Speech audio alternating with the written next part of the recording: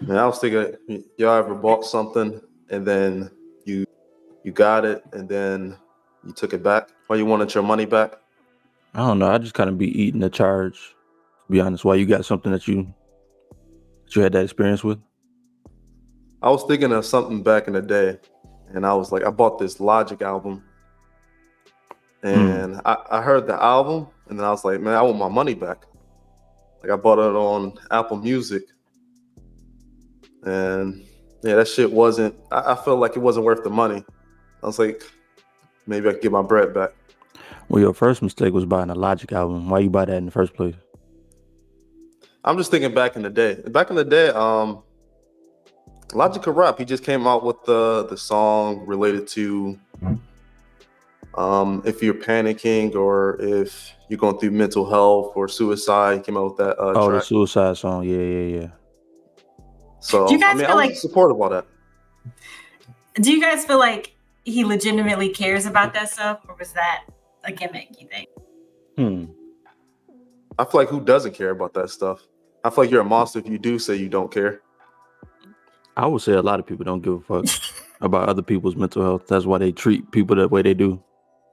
They don't care for real. Now, Logic, I think it's a bit of both because obviously that's a great idea. Like, let me capitalize off of that. Like, sad people that want to kill themselves. Like, yeah, And I mean, it's a song that, of course, it's going to be nominated for a million Grammys, like it was. You know, you can play it everywhere. It's like the most safe song ever. It's the same thing to me with almost I mean, like, you can't play it everywhere. I mean, it's a song about suicide, so well, you it's can't play really it at only like, people who feeling down.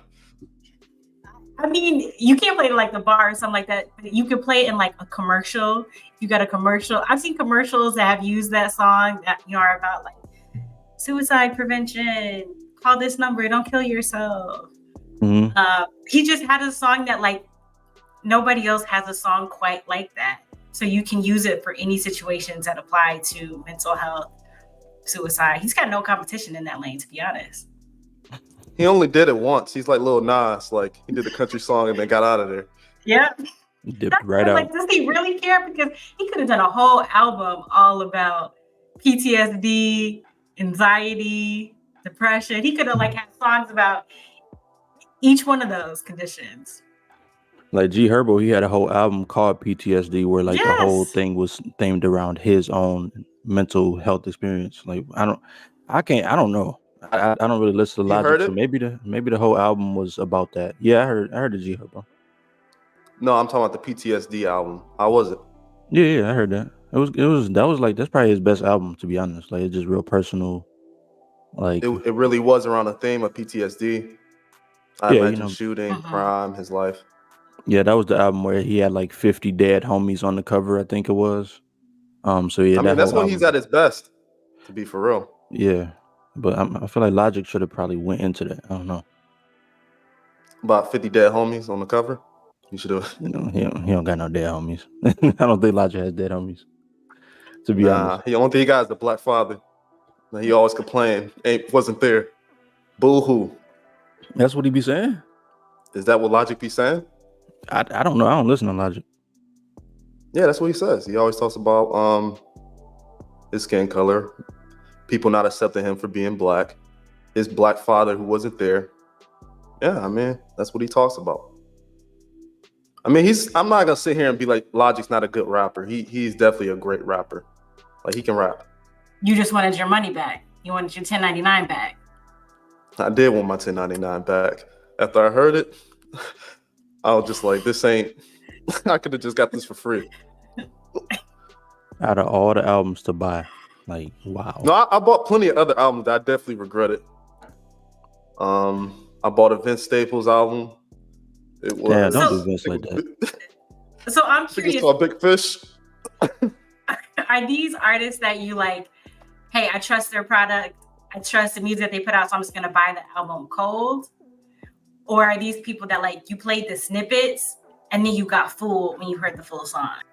No, I was already bought into those artists, so I was like, anything they put out, I was just being like, hey, I'm gonna actually support because that's when streaming was starting to get really big. See, this was years ago. This is probably like, I mean, I would say 2000, what, 14 ish. something like around then when streaming started really getting popular, all these different services, things like that. And yeah, I was one of those people like, yeah, I'm gonna buy the CD, I'm gonna buy the album to show support. Around that time. So yeah, I mean, I bought Vince Staples' album, The Big Fish, or something like that, or Big he Fish came Theory. out with. It was something like he was in a fish bowl, and Yeah, then he Big had a Fish big Theory. head or something. Yeah, that album was terrible. Like I heard it and I was just like, this shit is fucking garbage. That was his worst album, and I was like, of course, this is the album I bought. Like right off jump, I didn't hear nothing. It is crazy how much streaming has changed music consumption. Because I like you, I was buying CDs until like maybe like 2016, maybe not like physical CDs, but like buying the albums outright. Mm-hmm. And I remember you get an album and it's like, okay, it's 16 tracks and only 8 of them are fire. I'm like, man, I could have just bought these as singles. Like, why do I have to buy this whole album? Versus now, but you were like committed. I was committed that I like this artist so much. I'm going to give you all this money and just jump in. And now the artists that I buy full albums from, it is so rare. Yeah. Like, it's maybe twice a year. And that's probably after I've already played the album on streaming a couple times and know, like, yeah, this whole album is fire and I want to listen to this from start to back. That's what it is. Yeah, it got to already be a classic in my mind for me to go purchase it. Same. You know what I mean? Like, yeah, or it got to be old as hell, like some old vinyls. I still collect old vinyls, so like that's cool. But other than that, I'm not buying. I feel like my $10 to Spotify every month is enough. Personally. Same. What's the last album that you guys bought? What's the last album? Can you think of one, right? Yeah, I bought plenty of vinyls. Like I'm a vinyl collector as well. So, I mean, the last albums I bought was Utopia and also the Post Malone Austin. You got the vinyls or digital? Yeah, I got the vinyls. Oh. But yeah, I got a lot of vinyls that I just buy of different artists as well. Yeah, I can't think. Do you have any, Jermayne, that you can think of? I think the last album I bought, going back to what you said about like things being a classic, was Summer's debut album. What is that? Over It? I think that was the last album that I bought. And that was years after it came out. Like, it's just one of those things that I always go back to. And I was like, you know what? I'll give you $10.99 Summer. Here you go. Like the CD or like on iTunes or something? Just on iTunes. In terms of like CDs, I haven't bought a physical CD in so long. Couldn't tell you when. Yeah, I think the last CD I bought was Mace Harlem World. Ooh. And yeah, since then there's no point about who has a CD player anymore. So like my laptop don't have no CD player, my car don't. So it's like there's no point. But nobody has DVD players anymore that can play CDs. True. Yeah. So when's it's the last time you saw a DVD player? I don't even know. I have no idea. But yeah, let's go ahead and intro this podcast, man. If you're listening, this is the Friends Podcast, man. Thank you so much for joining us. My name is Matt, and I'm here with my two co-hosts. What's up, y'all? It's Jermayne. And it's Ron. This is the Friends Podcast. Make sure you're checking us out. We're streaming everywhere: Apple Podcasts, Spotify, iHeartRadio, YouTube. Also, your mom's crib, your best friend's crib, probably any black household in the neighborhood, any white household in the neighborhood. We're streaming. Most definitely. So check us out, man. Go run those episodes up, man. The past episodes, we've been talking a lot of shit, man. A lot of good shit that y'all need to hear. But, man, Gunplay once again. So, if you go back a couple of episodes, you say you fuck with him? Yeah. What do you do? Okay. Came out with a hot song? I don't know. He did make a hot song. Well, I don't know. I haven't heard no Gunplay music in a minute, but you might not fuck with him after you hear this. So, of course, we talked about him a couple of weeks ago where him and DJ MV had a back and forth. Something about a GoFundMe that Gunplay had, blah, blah, blah. You can go look that up and stuff like that. But something that just recently happened is his wife is suing him. Am I correct? She's suing him right now? Yeah, double check. I thought she had pressed charges against him. Let's see. Just before I proceed. I know he went to jail, but I don't know anything about suing. So he was arrested for child abuse, and his wife says that she's divorcing him. Damn. Okay. Yeah. So that's what's happening. So I don't know if she's suing him yet or anything like that. Now, so allegedly, She don't need to sue him. Like, she gonna get child support and spousal support. Like, yeah, you're gonna have to ask Rick Ross for that chain back. But Expeditiously. so allegedly he threw glass cups and bottles at his wife. And he pressed a rifle against her chest and threatened her. And did all of this while she was holding their 6-month baby. Over playing Call of Duty. So this is what happened. I guess what happened, and this is my breakdown. I don't know exactly what happened, but it seems like he was probably playing Call of Duty. He was probably on the war zone, about to die. She was like, "Nigga, you always on that game. Get off the game." And he picked up the strap and I guess pointed it at her and his own child, his own baby, and so he got arrested for that. So yeah, that's what's going on. I just wanted to talk about this just to see like what's the temperature. I want to check y'all temperature and just see what's going on, like because we just talked about him. And so what y'all thinking about this? Can I add a couple other details here that I'm seeing from the report? Mhm. So, like you said, she came home from dinner. He's playing Xbox, drunk. When she tells him to be quiet, he starts throwing liquor bottles at him. One of the details that's interesting to me, I hate to say this is funny, but because it's not funny, it's very sad. But so he picks up his AK, points it at her chest while she's holding the baby, and says, "I'll blow your shit back." While she's holding their 6-month-old child. What? That's I just don't get what kind of drugs is this guy on. Like, to point that out at your own wife and 6-month-old child and tell her, "I'll blow your shit back." Like, stop talking. Like she's a man. Like, what? I don't Over the even want to game. be like on the other side. Like there's plenty of questions I could ask, but I feel like it's not even right for me to ask him. No, let's Like, talk about it. The first thing in my mind is like, was it really the game that got him pissed off? Was that it?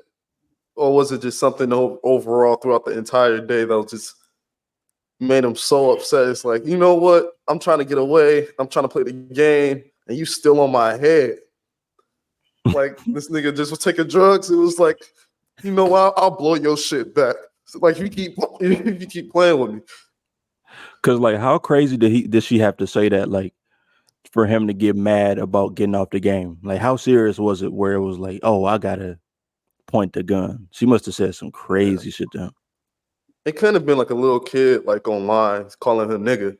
Oh, for sure. Because on Call of Duty, that's the program. Like, that's all they do. Like, every 5 lobbies I get in, they saying the N-word. So, as a woman, I've never played Call of Duty. Is it like, I know it's obviously like a war game. Like, could he have really just been in the zone that much that he forgets this is real life? Like, I'm not trying to cape for him by any means, but this story is so ridiculous. I need some help to understand how you even get in that frame of mind. I think that's possible. Back in the day, like when Grand Theft Auto was first coming out and they was talking about like how it's such a bad influence on people and it's making people more violent. So you might be onto something there with that. I think that's a possibility. Just to break it down real quick, yeah, Call of Duty is all about strategy. It's all about not letting people, what I'm saying, get to you. You got to watch your back and stuff like that. So maybe he was still in the zone. Like, he was just maybe just beat a gunfight and she coming in and he was like, oh, like, get away from me. Like, I'm about to, I will blow your shit back. You know what I mean? Like, so that could be what it is. That's an interesting point. I don't know why that line makes it so funny. It's like, that's crazy to me. Like, you can saying that to your wife and child. It's nuts. Unprovoked, no weapons. She's not coming at you. Like, literally just, that's your response to, can you get off the video game? Like, it's time to go to bed. Mm-hmm. Can you be quiet? I'm really wondering, do he keep a rifle like right next to him or something? Or did he go upstairs to go grab the rifle? That's a good point. I just don't understand, where does a rifle come from? Like, they just point at his wife. I mean, the man's name is Gunplay. You would assume that he would always have a gun on him, like at all times. I assume that. I'm gonna speak for myself, but yeah, he must have had it right on him. Here's My playing there's, Call of Duty is crazy. there's so many like details of this story that are just wild to me. Like the fact that just a couple months ago, he was on camera cussing Envy out something crazy because Envy just referenced a GoFundMe that was for Gunplay's daughter. Didn't speak negatively about the daughter, about the situation. Really was using it to shame and embarrass Ross. And Gunplay took such offense to that he went on his podcast and cussed him out. And it's like, you care about the... Gunplay got a podcast? He does. With his wife. At least they're on a podcast. I thought he yelled in his phone. I didn't know he had a podcast. And the wife was there with him. Yeah. And so to go from barking at Envy to quote unquote protect your daughter and your wife to then like 60, 90 days later be willing to point a rifle at them is crazy. Man, they both going to jail. Both? Both who? Envy and Gunplay. DJ Envy. Oh, They're good play. yeah. So maybe they could settle hopefully it. They don't end up in the same cell. Right. I wonder who's going to be top bunk. Definitely Gunplay. Think so? Definitely Gunplay. Oh, no, I wouldn't play DJ Envy. Like, he from what, Queens? Or like man, New that York? nigga DJ. This nigga is DJ. Somebody named DJ Envy versus somebody named Gunplay. I'm taking Gunplay. I'm going to give it Envy. Envy got top bunk. No. No, Envy's gonna use his police dad to make sure he's in protective custody for sure. Mm-hmm. He's gonna work the system to his advantage. But no, Jermayne, I do think that it's so interesting how like the tables turn just so quickly. It's very interesting. I kind of related to like Will Smith, right? How he did the slap, like it was all about, man, like, you know, my wife feel this way or whatever. Like, of course, that's why he did it. And that's why Gunplay did what he did, because his wife. But like, if you felt this way about your wife, why are you pointing a gun at her? You know, that's what I'm trying to understand. I was just gonna say the other part that's really interesting to me is, like I mentioned in that clip where he was going off on Envy, the wife was there, and she was talking about how she was suing Envy because she's a lawyer, and she seemed really proud that Gunplay was going off the way he was, almost like, you know, like, oh, my man is protected. He's protected. Look at him trying to stand up for me, the wifey, da da da da. Mm-hmm. And then now you see just a couple months later how that kind of comes back to affect her. And I'm not victim blaming by any means because what he did was nuts. But I think this is one thing that a lot of women need to realize when you mess with certain like street dudes is, yeah, you think it's cute when he's trying to fight everybody. He's pulling out a gun on other people. He's threatening other people. You don't realize that's who he is on the inside. Like, you can get it too. Mm-hmm. Yeah, that's the catch-22 with it. Like, yeah, he'll protect you, but he'll also take you out the game at the same time if you cross him. What else do you think people learned, Jermayne? Ladies in particular, from this incident? Can learn from this? Yeah, coming from this. You don't think that get her turned on? Like getting a gun pulled out on her? I don't know about a gun getting pulled out on her, but I bet you that she did feel when there's gunplay turned on by, you know, like I said, him being aggressive, being street, and you just forget they know like there's some negative consequences of that too. I think people got to realize like you don't just get somebody's good qualities in a relationship. You get the good and the bad. I feel like no one is shocked by it. So I don't even think that she's super shocked by it, that he pulled out a gun or he has guns. So I don't know if they really learned anything. Like, this is exactly what they signed up for. They signed up for a street dude because they know he's unpredictable. So apparently, according to her IG post, so he is back to using and developed a very bad drinking problem too. So like that Using type what? of shit, I don't know. Some type of something. She said all she said was back to using. So I'm not sure. But when you mix those addictions with just PTSD or whatever different types of mental stuff, like that's never a good concoction. So like it's Are we gonna blame that for his mistake though? yeah. Like, there's a lot of people that probably get fucked up and they don't just pull a gun out on someone. Like, come on. And as we've all said, I think at least once so far this episode, his name is Gunplay. So before he was ever using, he already had an affinity for guns. Do y'all feel like y'all know how people be saying drinking brings out your true colors and stuff like that? Do y'all believe that? Like, as in he been wanting to point his gun at his baby mama? Like, I'm saying in general, like if you're an angry person and you get drunk, you're gonna get way more angrier. If you're super freaky, you're gonna get way freakier when you drunk. Like, do y'all believe that drinking shows your true colors? You're gonna say the things that you want to say? I do.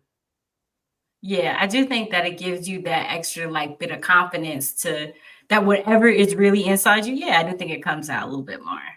I can think for myself, like times where I was drinking. If I was in a good mood, it's extra fun. If I had a rough day, then that's when it's like drunk tears at the end of the night. Like whatever was deep inside came out. Mm-hmm. So with that being said, a nigga named Gunplay I mean, do getting you drunk and have high. you got an answer to that question, or what do you think? Uh, I feel like for certain people, yeah, it depends on how you can control it. I feel like I can control myself even when I'm drunk. So like I don't really necessarily feel Do like you try to? try to control myself. Make a conscious effort, probably. I think so. Yeah, like I still have decision making skills. I feel like when I'm drunk. At these days, like maybe back in the day, no, but yeah, these days, yeah. But the reason I said that is because nigga named Gunplay getting drunk and high, like, it's gonna bring out those true colors. You know what I mean? And I'm not blaming it all on the substances. Obviously, that's who he is, but it's part of it. It's definitely part of it. Here's He the made a other. mistake. What do you mean I by feel that? like he didn't want to do that for real. Like, I know he regrets it. Like, I feel like he definitely regrets what he did. But does it make it right? Of course not. But yeah, I mean, I feel like that's the end of it. Like, I don't know what else we can pull out of this topic, but I mean, he's going to jail or in trouble for sure. Divorce, all that. Only other thing I'll add on from a woman's perspective is what's really interesting is so I respect the fact that she's like, yo, I'm out, like restraining order, filing for divorce. I don't think that you should have to accept that in a relationship. But it's really interesting to me that she's a lawyer and is married to Gunplay. Like I get opposites attract. I get, we don't know her background or whatever. But I do think it's really interesting, like more of the macro trend that we see of like there are a lot of educated, successful Black women who still want to be with like the hood dudes. And that connection to me is always really interesting. And maybe it's the spontaneity, maybe it's the excitement, maybe it's feeling like he's going to protect you. But this is a perfect example of like when that goes wrong. I'm not shocked by the relationship. I feel like Gunplay is a rapper. He was famous and he has money. So I'm not surprised this lawyer got with Gunplay. Because he's in a pretty big circles. Like when you think of Rick Ross, his label, who he's with, who he's accompanied by. Like, I don't know. Like, of course, I feel like a lot of people wanna, like, a lot of women would want Gunplay. Matt. I don't know why that was funny to me. I don't know. You know, I don't know. I kind of want to. We might have to move on to the next topic, but I kind of want to break down though, like, why is it that women like the dangerous niggas. Like, why do women like bad boys or the nigga that might smack the fuck out of them? But he's also rich. Is So he rich if rich he asking? and But also if he had a to bad GoFundMe, then boy. he's not rich, right? If you putting a GoFundMe up, you're not rich. You're not having nothing. You're not having shit. To me. Well, he just Yeah. bought Rick Ross a chain for his birthday. So then why did he He was post a asking GoFundMe? he was asking other people for money to help out. That don't mean he don't got no money, obviously. He was like, fuck y'all. If that was for my daughter, and if y'all take y'all money back, y'all a bunch of like bitch ass niggas. But now, do you see the problem here? It's like, okay, if you having money, Then you should have to ask Like that's people. not your heart. I don't see nothing wrong with him asking people like for his daughter's help. Like that's what's not the that's problem not with their that? Like daughter. That's his daughter. so what? Nigga, Like she going through something. But if you have the money, then you would just pay the money. You wouldn't even be thinking about trying to ask people for money. Why pay your money? Like I don't like I kind of understand like that. It's like So oh, go ahead. I'm just gonna add this snippet in. Now, obviously, these sites are way off a lot of times, but so I looked up Gunplay's net worth. One place says $400,000, and then another site says $1 million. So it could be somewhere in the middle. It could be higher, lower, but I'm just putting that into the conversation. So this week there was a big update in the YouTube space, specifically in the manosphere community. So the podcast Fresh and Fit has actually officially been demonetized on YouTube, which basically means that they're off the platform. That's YouTube's nice way of kicking you off. Mm-hmm. Especially because they have 1.4 million subscribers. So they were making some serious money from YouTube. And actually in the official announcement, where Myron, for you guys who might be familiar with the podcast, and they don't really know exactly what happened, quote unquote, according to them, they don't know what happened. And that this is kind of a new update from YouTube. He gets emotional and actually starts crying on the clip. So let's bring that in for you guys.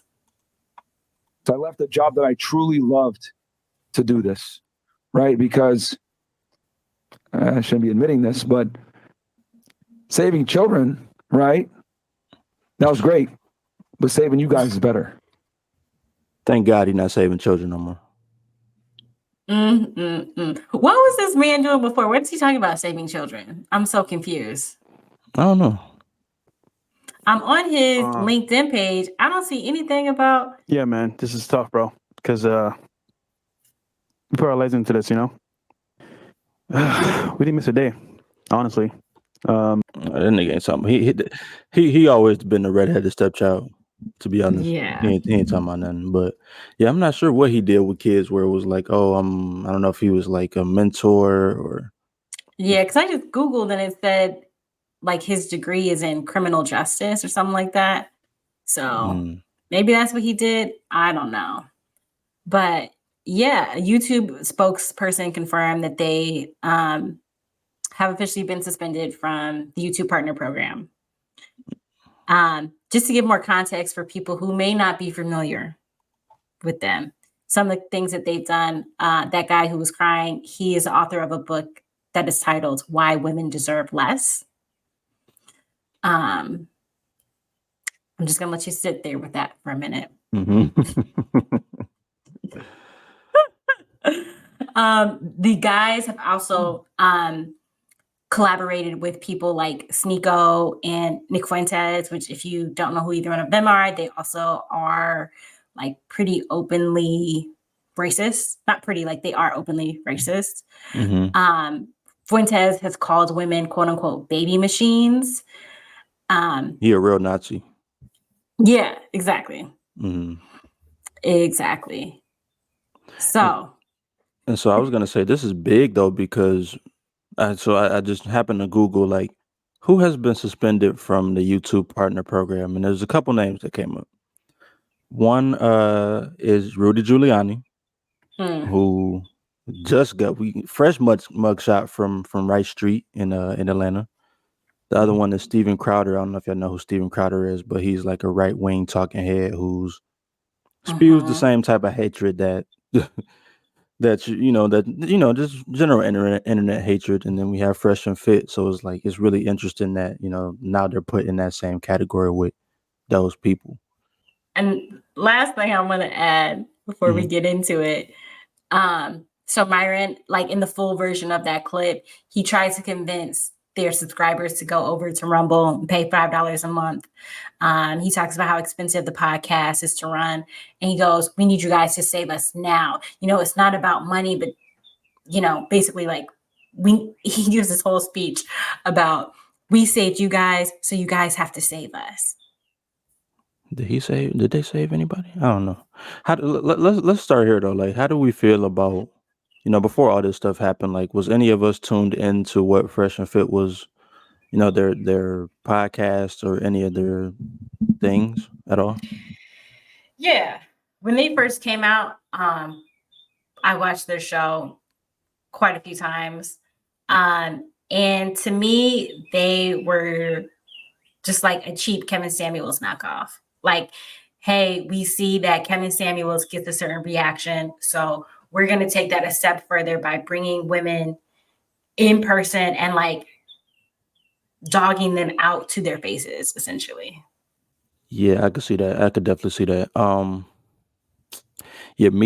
seen a couple of clips, just throughout the years and stuff like that. It just, the reason why I fuck with Kevin Samuels is because he was entertaining. Like it was, the way he would talk to people was just entertaining.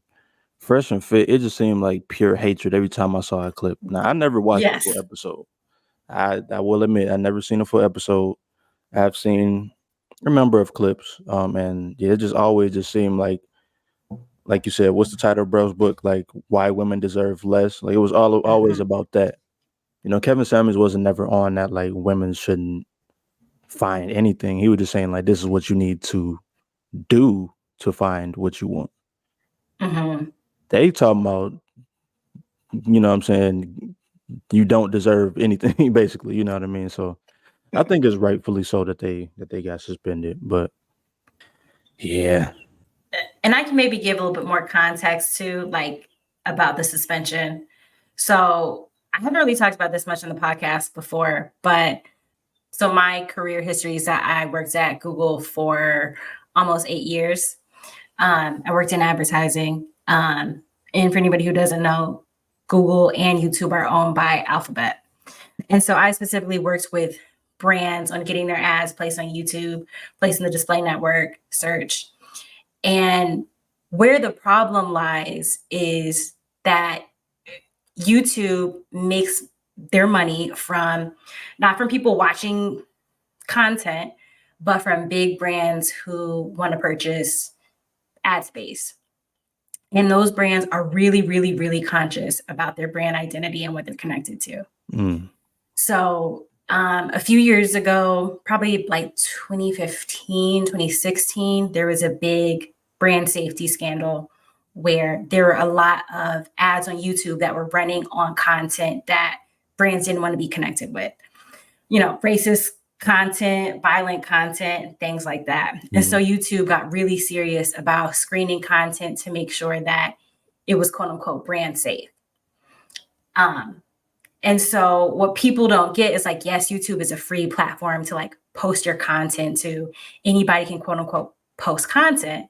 But at the end of the day, YouTube is a business. It's about making money, not for individuals, but for a corporation. And if that corporation is potentially losing money because people don't want their ads showing next to misogynistic content or racist content, then yeah, they're going to demonetize you.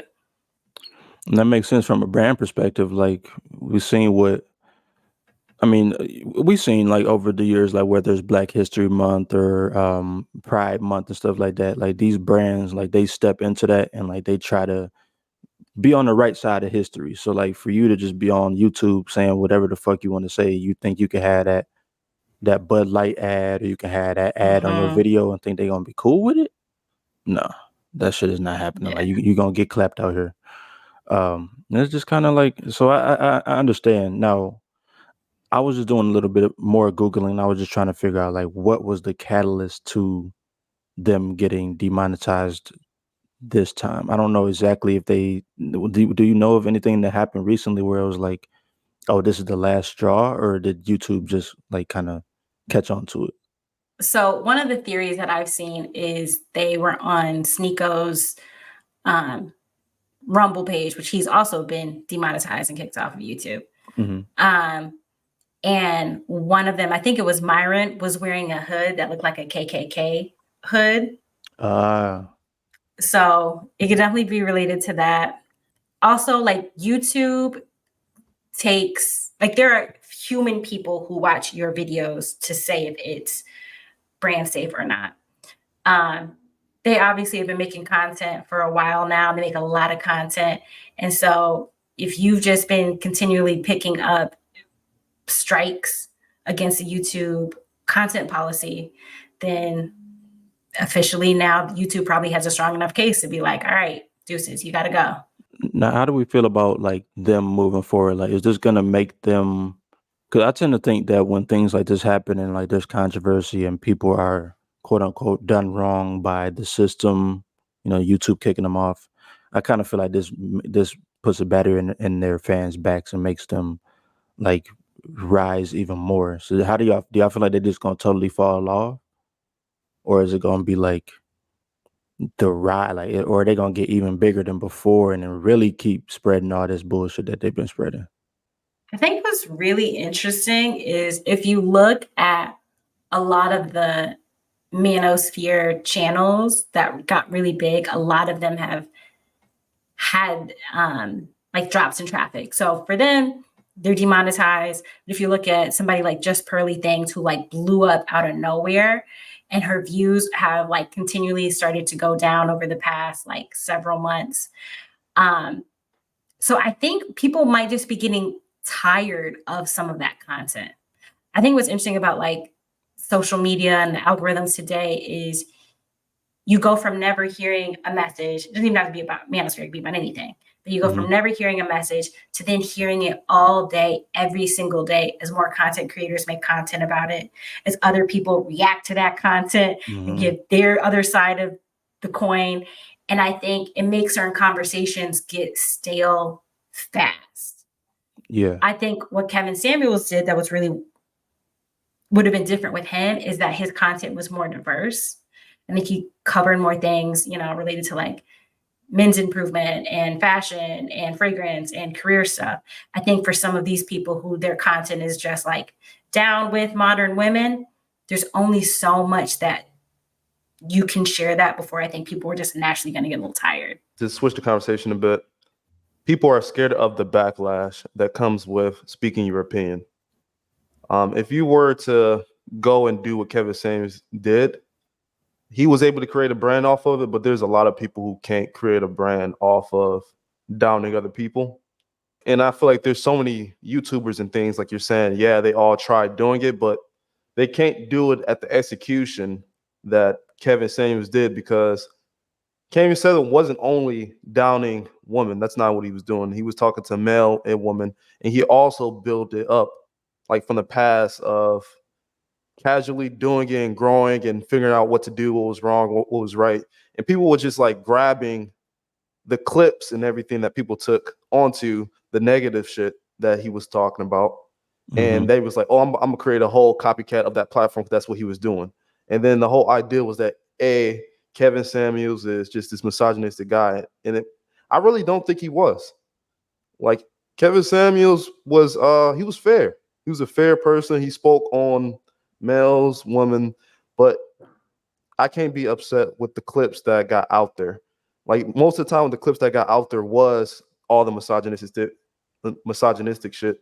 But hey, I mean, if that's what people want to see, that's what they want to see. If that's not his fault.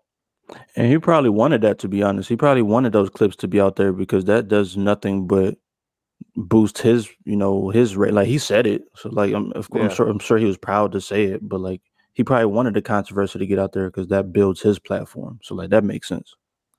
I feel like he knew it was coming. Like, he knew that was on the way. But when we start talking about these Fresh and Fit, which is like a copycat of it, I feel like they did exactly that. They just latched on to the negative part and the thing that people mostly were engaged into.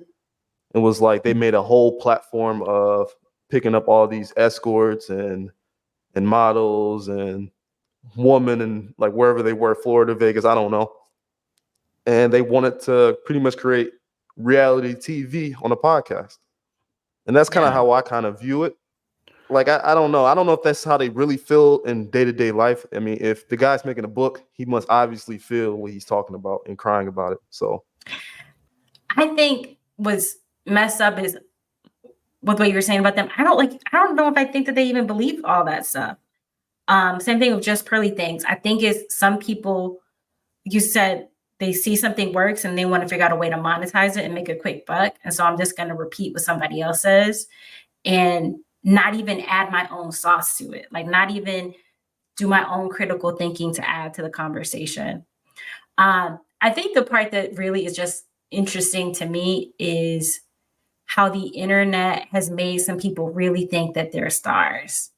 Like I get Fresh and Fit had 1.2 million followers on YouTube. That's a lot of people. That's a lot of eyes on you. And I'll take that from them. I don't take that it's a lot of hard work to grow his channel to that extent. But the amazement in their faces that they could be like kicked off of YouTube was what was so hilarious to me. Is it's like, in the grand scheme of things, this is nothing. This 1 million followers is a big deal to you, but this 1 million followers isn't a big deal to Coca-Cola and Pepsi. Mm-hmm. This isn't a big deal to one of the most profitable companies in the world, Alphabet. Like they don't care about you. And the whole channel is about spewing like getting money and, you know, growing a business. Well, y'all should have known that you can't grow a business that's reliant on stockholders and so many other people for you to get your money. Let's stop here. So what do we think the creators should do? Or what do you think they should do? I know they're going to Rumble to try to get subscriptions and going on a platform that's they don't have to worry about a Coca-Cola or anything like that because Rumble supports the other side and what they're talking about. So are they doing the right thing? Trying to move their fan base over to another platform? Is it kind of just F them? Like, what is our opinion on this? I mean, of course, I feel like it's definitely the right thing, to be honest. Like, if I was them, I would do the same thing because, yes, they have this audience. Like, regardless of what we say, they have an audience. So you don't ever want to let them, you know, be without you for too long. So, of course, like, move it over. Like, we're going to get started over here and get shit popping. Like, that's definitely the right thing to do. So I can't really be mad at them for that. That's just business. But I think to your point, Rod, like, because you were saying that people are scared to say their opinions. I think I don't know how careful they need to be on Rumble. You know, I don't know if Rumble is just they don't have to be careful at all. At all. Yeah, they could just, you know, keep on with the original program, to be honest. And I think that's what it is. I'm still not gonna watch it, but somebody gonna tune in. I bet you if they live right now, they probably got 10,000, 20,000 people in there just listening to their shit. So I feel like I peeped the game. Going on a stream, crying, saying, "Hey, they did this to me. Oh my God!" Like he's just trying to get all his subscribers to move to a platform and say, "Hey, this guy is picking on me." Like I feel like it was literally just all the facade, and that's what he was trying to do. He was just like, "Hey, this big mean guy is picking on us, and the little guy, and hey, all of y'all like leave this platform and follow me here, but there is a fee, blah blah blah." So I think most of his the tears were fake. What? But I feel like his aspect of losing the money, he felt that. Like that wasn't fake. He definitely felt that. The tears for like overall, like only thing he was upset about was the check. That's what he was really upset about. It wasn't about helping nobody. He's like, the kids, that's cool. But really, it's y'all. Like I think that might have been the first time we've ever watched somebody lose a significant amount of money live on TV. Like that's really what it was. Like Mm-hmm. I see these checks running through my fingers as we speak. I got bills to pay. My mortgage is due on the 1st. That's why I'm saying, like, I don't think like I would have been crying for real. I mean, he's selling a book, but at the same time, like that's they bread and butter. So I would have been really crying for real. Like that's I damn. imagine they were making 6 figures a month, like from YouTube, and just Oh for yeah. that, just to disappear off of like that, it's like damn, Mm-hmm. like that's an entire lifestyle change. They got bills, they got people to pay. That's a big problem.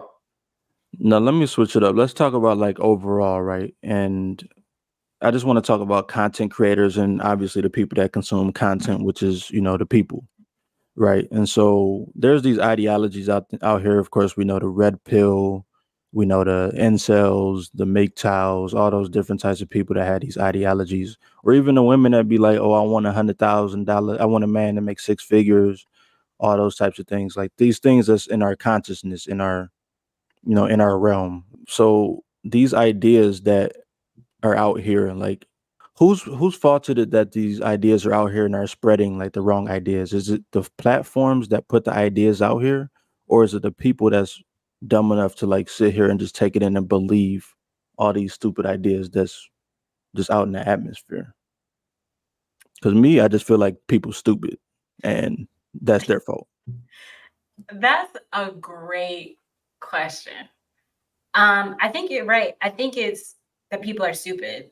I think that's the other reason why people gravitated towards Kevin Samuel so much, is he was able to use logic to show to women in particular, like for example, the $100,000 man thing, like how rare that is.